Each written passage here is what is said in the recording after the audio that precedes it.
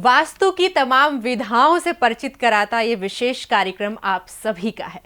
जय जिनेंद्र, मैं हूं डेजी सिंह, लगातार इस कार्यक्रम के साथ जुड़ी हुई हूं और पिछले कई सालों से हमारे साथ स्टूडियो में उपस्थित हैं डॉक्टर राजेंद्र जैन जी, जो लगातार आपको गाइड करते आ रहे हैं कि भ्रमित मत होइए, वास्तु आपके इर्द गिर्द ही है, बस थोड़े समझने की जरूरत है। चलिए आज भी उसी को आगे बढ़ाएंगे, उसी चर्चा को आगे बढ़ाएंगे और आपके आंखों के सामने जो पट्टी बंधी हुई है वास्तु को लेकर, उसको दूर करने का प्रयास करेंगे। लेकिन सबसे पहले मैं अभिनंदन करना चाहूंगी डॉक्टर साहब का कार्यक्रम में। जय दिनेंद्र सर। जय जिनेंद्र। एक बार फिर से स्वागत है आपका हमारे साथ इस कार्यक्रम में। लगातार हमारे साथ हमारे दर्शक जुड़े हुए हैं और जब से आपने ये कहा था कि आप अपने प्रश्न रखिए हमारे सामने, हम उत्तर देंगे, बहुत सबको जानकारी दे चुके हैं। अब आपकी समस्या का समाधान इस मंच से करेंगे। हमारे पास बहुत क्वेश्चंस आ रहे हैं, तो मैं सबसे पहले क्वेश्चन लेना चाहूँगी। हमारे दर्शक ने भेजा है कि सर, मैं जानना चाहता हूँ कि मेरे घर में बहुत परेशानी आ रही है। मैंने अपना वास्तु के अनुसार घर का हर एक चीज़ प्रॉपरली बनाया हुआ है, लेकिन बस एक दिक्कत आ रही है। किसी ने मुझसे कहा है कि मेरे घर के सम्मुख टी पॉइंट है, तो वो उसकी वजह से शायद ये प्रॉब्लम आ सकती है, वो भी नॉर्थ ईस्ट दिशा में है। तो मैं जानना चाहूँगा, थोड़ा सा आप मुझे गाइड कर दीजिए क्या है ये, मैं बहुत कंफ्यूज हूँ। टी का मतलब होता है कि जब कोई रोड सामने से आ रहा हो और बिल्डिंग जहां पर बनी हुई हो, ठीक इसी तरह से। लेकिन ये याद रखना कि सर्व दिशाओं की टी खराब नहीं होती। हिंदुस्तान के जितने भी मंदिर या विशेष इमारतें बनी हुई हैं, आप देखिए दिल्ली में कितने मंदिर ऐसे हैं जिनके सीधे सामने से रोड आ रहा है और मंदिर बना है, या बुलंद इमारतें बनी हुई हैं। आप कहीं भी जाकर के देख लीजिए, तो वह सब नॉर्थ ईस्ट की टी या ईशान की टी कदापि खराब नहीं होती। आपका यह भ्रम है, बल्कि वह पॉजिटिव होती है। मेरे पास कम से कम 325 केस स्टडी मैंने टीम पर की है। उनमें अनेक मंदिर हैं, अनेक व्यापारिक प्रतिष्ठान हैं और अनेक निवास के स्थान हैं, घर हैं। उनमें कभी कोई तकलीफ नहीं पाई गई, बल्कि आनंद में पाए गए। लेकिन जिन लोगों की टी साउथ ईस्ट में थी, साउथ वेस्ट में थी, वेस्ट में थी, नॉर्थ वेस्ट में थी, वह सब नाना तरह से परेशान पाए गए। इन सबके अलग अलग परिणाम हैं। साउथ वेस्ट में गृह स्वामी को पीड़ा, अनेक संकट, अनेक परेशानी, कर्ज में डूब जाना। नॉर्थ वेस्ट की टी अदालती चक्कर और अनेक प्रकार के रोगों की उत्पत्ति। साउथ ईस्ट की टी घटना दुर्घटनाओं का क्रम जारी रखा। तो इस तरह से टी, आपको सभी टी खराब नहीं होती, कुछ टी होती हैं जो आपको तकलीफ पैदा करती हैं। यदि आपको नॉर्थ ईस्ट में टी है और आपको ऐसा लग रहा है कि परेशानी हो रही है, किसी एक्सपर्ट वास्तुविद से अपने भूमि का वास्तु चेक कराइए। यानी आपको भूमि निरीक्षण की जरूरत है और जल्द से जल्द वास्तु दिखाइए, कहाँ क्या बना हुआ, कोई ना कोई एंटी एलिमेंट जगह पे बन गया, उसके कारण तकलीफ आ। अगला प्रश्न है, इन्होंने कहा है कि जब से मैंने पीछे की जमीन खरीद कर फैक्ट्री में जोड़ी है, व्यापार बिल्कुल खत्म हो गया है। ये कैसे हो सकता है? मतलब एक मेरा भी प्रश्न है इसके अंदर कि किसी ने अपने फैक्ट्री को बढ़ाने के लिए ही कोई जमीन खरीदी है, उसमें जोड़ कर किया हुआ है। जी। तो क्यों, अगर घर सही है और फैक्ट्री उनका अच्छा है, तो वो फैक्ट्री बीच में ऐसा क्यों प्रॉब्लम क्रिएट कर गई? बताता हूं मैं कि जब कभी भी कोई भूमि आपके कोई समुचित आपके अंग प्रत्यंग पूरे हों और किसी दिन आपकी प्लास्टिक सर्जरी करके इस अंगूठे में एक और अंगूठा जोड़ दिया जाए, तो बड़ा अनईजी लगेगा और बढ़ा दिया जाए। या तो समुचित सर्वांग विकास हो पूरे शरीर का, जैसे छोटा बच्चा है, उसके हाथ भी बढ़ते, पैर भी बढ़ते, लेकिन ऐसा कभी नहीं होता कि एक अंगुली बढ़ जाए बाकी अंगुली रुक जाए। तो क्या किया होगा कि कोई ना कोई पार्ट इर्रेगुलर शेप में, अनियमित आकार में बढ़ा दिया होगा पीछे का, पूरा जैसा समुचित पूरा राइट एंगल में या रेक्टेंगुलर प्लॉट नहीं बन पा रहा होगा। उस वजह से उन्हें तकलीफ निश्चित आ रही होगी। यह इनके फैक्ट्री में ही नहीं, अनेक व्यापारिक स्थलों पे हमने देखा है कि जिनने साउथ वेस्ट या साउथ या वेस्ट नॉर्थ वेस्ट को पार्ट को बढ़ाया है, उन सबके व्यापार ठप हुए हैं। मैंने अभी एक केस पीथमपुर का मैं बता रहा हूं, इंदौर में एक फैक्ट्री थी जिसमें वो मसाला बनाते थे और उसका बढ़िया ब्रांड था, काफी चल रहा था, इतना चल रहा था पूछो मत। लेकिन जब व्यापार बढ़ता है ना तो आदमी जगह को भी बढ़ाता है। उनने जगह को बढ़ाया और साउथ वेस्ट पार्ट पूरा बढ़ा दिया। जैसे ही साउथ वेस्ट बढ़ाया कि तकलीफ में आ गए और वह थोड़ा नीचा भी हो गया और वहां उनने खुला छोड़ दिया तो पीछे का पार्ट। मैं कह रहा हूं व्यक्ति को कितनी परेशानी आई। सबसे पहले तो उस व्यक्ति को बहुत मोटा अमाउंट उसका किसी पार्टी खा के बैठ गई। दूसरा, किसी न किसी तरीके से किसी कंप्लेंट या सैंपल कलेक्शन हुआ कि कोर्ट कचहरी के चक्कर लगना शुरू हो गए। तीसरा, उनके यहाँ एम्प्लॉय जो थे उनसे संबंध बिगड़ गए, झगड़ा विवाद हो गया। ऐसी अनेक परेशानी। मैंने वहाँ जाकर के ट्रीटमेंट करवाया, पूरा उसको व्यवस्थित किया और व्यवस्थित करने के बाद उन्हें मात्र 1 माह के बाद 50% रिजल्ट मिल गए। इस तरह से हम कभी भी किसी भी पार्ट को सर्वांगीण विकास करें, कुछ पार्ट को आगे ना बढ़ाएं तो श्रेष्ठ होगा। यानी कि बिजनेस से हमें कुछ अच्छा तो नहीं मिला, लेकिन जो हमारा बिजनेस चल रहा था वो भी खराब हो गया।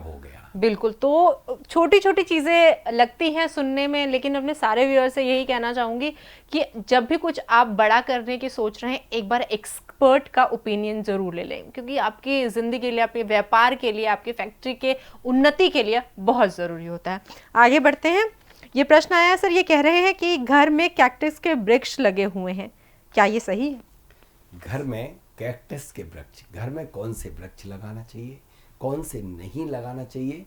कितने वृक्ष ऐसे हैं जो वास्तु दोष को समाप्त करते हैं, कितने वृक्ष ऐसे हैं जो आपके घर में कलह, क्लेश, झगड़ा, विवाद, रोगों की उत्पत्ति करा देते हैं, व्यापार को ठप्प करवा देते हैं। मैं संक्षिप्त में बता देता हूं। कैक्टस, कांटे वाले, दूध वाले, बोनसाई, वह घर में कदापि नहीं लगाना चाहिए। कांटे वाले हमेशा देश क्लेश करवाते हैं और दूध वाले पौधे हमेशा ही आपके लिए झगड़ा करवाते, विवाद करवा देते हैं। इसके बाद जो आपके बोनसाई हैं वो विकास की गति को कम कर देते हैं, व्यापार की गति रुक जाती है, थम जाती है, बच्चे आगे नहीं बढ़ पाते हैं। इसलिए जिन घरों में फलदार वृक्ष लगे रहते हैं और आपके घर के दूसरे और तीसरे पैर छाया पड़ रही होती है, उनके घर के बच्चे विकास नहीं कर पाते, बल्कि रोगों से ग्रसित हो जाते, परेशान हो जाते हैं। इसलिए घरों में इन वृक्षों को नहीं लगाना चाहिए। जिनके घर में लगे होते पीपल इत्यादि चैत्य वृक्ष, उनके घर की तो पूछिए नहीं, हाल बेहाल हो जाते हैं। मैं कहूंगा घर में लगाइए आप तुलसी का वृक्ष, घर में लगाइए आप रात रानी, केवड़ा, चमेली, चंपा, ये सब लगाइए, लेवेंडर, ये सब जितने सुगंधित हैं, यदि आप ईस्ट में, नॉर्थ ईस्ट में, ईस्ट में लगाते हैं तो घर के समस्त वास्तु दोष समाप्त हो जाते हैं। यदि आपके गलत वृक्ष लगे हुए, उन्हें हटाया नहीं जा सकता, तो उसके पास एक तुलसी का पौधा लगा दीजिए, वह दोषों को समाप्त कर देगा। लेकिन गुलाब का पौधा सब लगाते हैं। गुलाब का पौधा लगाया जा सकता है, वह अपवाद है, क्योंकि गुलाब में जो कांटे की मात्रा होती है और उससे कई गुनी, 1000 गुनी उसमें पॉजिटिव एनर्जी होती है, तो उसका नगण्य प्रभाव होता है उनके कांटों का। तो गुलाब, आप जितने भी गुलाब के फूल सफ़ेद वाले रंग के हैं वह नॉर्थ ईस्ट और नॉर्थ में लगाएं, और जितने भी रेड का पिंक कलर के हैं वो ईस्ट से लेके साउथ ईस्ट लगाएं। रेड कलर के गुलाब आप साउथ में लगाएं और आप पीले कलर के गुलाब साउथ वेस्ट में लगाएं। कलर्स के भी डायरेक्शंस हैं गुलाब के। यार क्या गजब का एलिमेंट बैलेंसिंग करते हैं, क्योंकि प्लैनेट्स का सीधा संबंध कलर से है। देखिए, आप एक बात बताइए, जब एक लेंस, आप साधारण कोई कागज को लीजिए, कागज आप प्रश्नों का लिए हुए, इस कागज को आप धूप में रखना, आग नहीं लगेगी, लेकिन लेंस लगा करके कागज को लगाना सारी ऊर्जाओं को केंद्रित करेगा, कागज में आग लग जाएगी। ठीक इसी तरह से सारे प्लैनेट्स को, एक एक प्लैनेट को एक एक चीज आकर्षित करती है, उनको रिप्रेजेंट करने वाले कलर हों, तो वो प्लैनेट्स का इफेक्ट लेने के लिए यदि पर्टिकुलर कलर के आप प्लांट लगा देते हैं तो उस प्लानेट की एनर्जी आ जाती है, वो आपको दे देती कहीं है। ना कहीं रेकी भी इससे कनेक्टेड है। वृक्ष जो है, जी हाँ, वृक्ष जो है प्रकृति के सबसे नजदीक है। सबसे नजदीक यदि कोई है तो वृक्ष है। वृक्ष ब्रह्मांड की सारी ऊर्जा को खींच लेता है। इसलिए कहा गया है समस्त नवग्रहकृत पीड़ाओं को समाप्त करने के लिए जिस नक्षत्र का आपका जन्म है, उस नक्षत्र की जड़ को यदि आप या उस पौधे को आप अपने घर में लगा लेते हैं तो बहुत सारे दोष, आपकी नवग्रहकृत पीड़ाएं समाप्त हो जाती हैं। बिल्कुल। तो जैसा यहाँ पर सर ने आपको बताया कि कैसे कौन से पेड़ लगाने चाहिए, कौन से पौधे लगाने चाहिए, कौन से डायरेक्शन में लगाने चाहिए और कौन से कलर के किस डायरेक्शन में लगाने से आपको खुशियाँ मिलेंगी और कौन से कलर आपकी अच्छी खासी गृहस्थी को डुबा सकते हैं। अगर आपको ये पॉइंट्स आपने नोट नहीं किए तो आप YouTube पे जाके हमारा एपिसोड देख सकते हैं और YouTube पे जाके जियो वास्तु सर का चैनल है, आप वहाँ पर जाके सारी चीज़ें दोबारा और डिटेलिंग में भी देख सकते हैं। आगे बढ़ते हैं सर। ये प्रश्न जो है ये कह रहे हैं कि हमारे घर की जो सीढ़ी है वो नॉर्थ ईस्ट में बनी हुई है और इनका एक शोरूम भी है और वो शोरूम की जो सीढ़ी है वो भी नॉर्थ ईस्ट पर है, तो क्या उपाय करें, क्या ये ठीक है या गलत है? सबसे ज्यादा व्यापारिक प्रतिष्ठान की सीढ़ी बहुत महत्वपूर्ण होती है, क्योंकि सीढ़ी बुध ग्रह को रिप्रेजेंट करती है, मरकरी को, और बुध ही व्यापार है। बुध ही व्यापार है। यदि सीढ़ी गलत जगह होगी, व्यापार में कभी गति नहीं होगी, स्पीड नहीं होगी। यदि सीढ़ी एंटी क्लॉकवाइज होगी, फिर बढ़ोगे, फिर घटोगे, फिर बढ़ोगे, फिर घटोगे। यदि सीढ़ी सम संख्या और विषम संख्या, ऑड नंबर होना चाहिए, इवन नंबर होगी, तो आपका व्यापार हमेशा स्थिर वैसे बढ़ ही नहीं पाएगा। वही गति, वही एनर्जी स्थापित हो जाएगी, कभी आगे नहीं बढ़ पाएगी। इसलिए सीढ़ी सही जगह पे बनना चाहिए। सीढ़ी कहाँ बनना चाहिए? सिर्फ सीढ़ी नॉर्थ से लेकर के ईस्ट तक कहीं नहीं बनना चाहिए, बाकी सभी स्थान पर सीढ़ी बनाई जा सकती है। सीढ़ी हमेशा प्रोग्रेस को इंडिकेट करती है। अब बर्ड्स, सीढ़ी एक ऐसी चीज है जो जियोपैथिक और कॉस्मिक एनर्जी को मिलाती है, भूमिगत एनर्जी को सीधे सीधे ऊपर पहुंचाती है, अल्टरनेटिव करंट की तरह। इसलिए हमेशा ही सीढ़ियों को विषम संख्या में रखा जाता है, ऑड नंबर में रखा जाता है। सीढ़ी क्लॉकवाइज हो, सीढ़ी ऑड नंबर हो, सीढ़ी हमेशा ईस्ट साउथ ईस्ट से लेकर के नॉर्थ वेस्ट तक बनी हुई हो, इन स्थान पर कोई दोष नहीं होता। सीढ़ी के नीचे कभी भी टॉयलेट नहीं बनाना चाहिए, कदापि नहीं बनाना चाहिए, वरना सारे घर की एनर्जी डिस्टर्ब हो जाती है। पूजा घर नहीं, तिजोरी नहीं, अध्ययन नहीं, सिर्फ उसके प्लाईवुड लगा करके कुछ गद्दे, रजाई, कपड़े इत्यादि स्टोर रूम बना सकते हैं। लेकिन गुरु ग्रह को रिप्रेजेंट करने वाले, जिनको पैर और जूते नहीं मारे जाते हैं, उन स्थानों को उसके नीचे नहीं रखना चाहिए। इस तरह सीढ़ी का व्यापार में बहुत बड़ा महत्व है, घर में भी बहुत बड़ा महत्व है। यदि सीढ़ी गड़बड़ है तो कह देना कि उनका व्यापार भी गड़बड़ होगा, चाहे वो घर की हो चाहे वो व्यापार की। अच्छा, घर पे है और व्यापार को प्रभावित करेगा, चाहे व्यापार में हो सही डायरेक्शन में है। अब आपकी कुंडली में ग्रह है लेकिन आपको प्रभावित करते कि नहीं करते? तो यानी हर चीज इंटरकनेक्टेड है। हमें definitely, बिल्कुल, चाहे आपका घर हो, चाहे आपकी फैक्ट्री हो, चाहे आपका दुकान हो।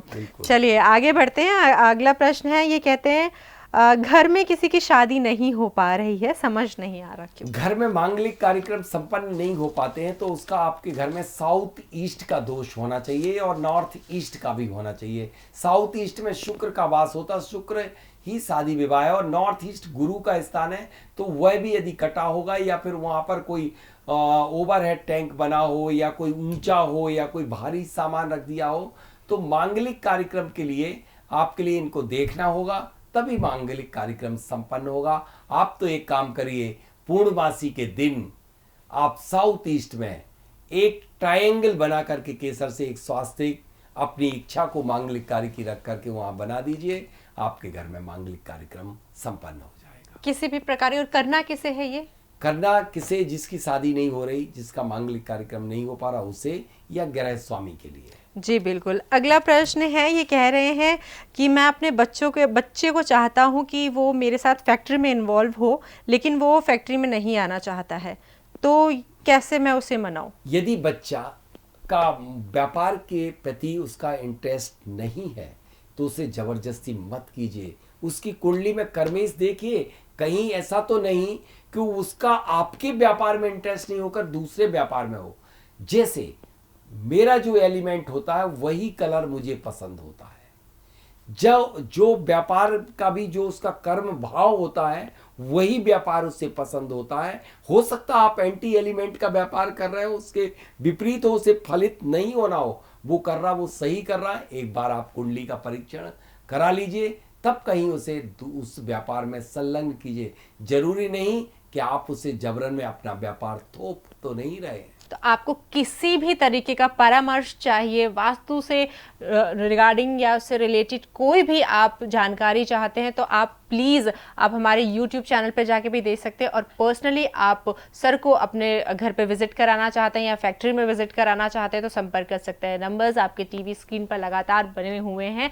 क्यों, कैसे, किस लिए और कब दूर होंगी आपकी समस्या, सब कुछ आपके पास में है। संपर्क करिए। आज के लिए बस इतना ही। सर आपका बहुत बहुत धन्यवाद। जय जिनेंद्र। बनाइए वास्तु के क्षेत्र में अपना भविष्य, सीखिए व्यावसायिक वास्तु, बने सफल वास्तुविद। सिर्फ और सिर्फ 8 दिनों में बने जीरो से हीरो।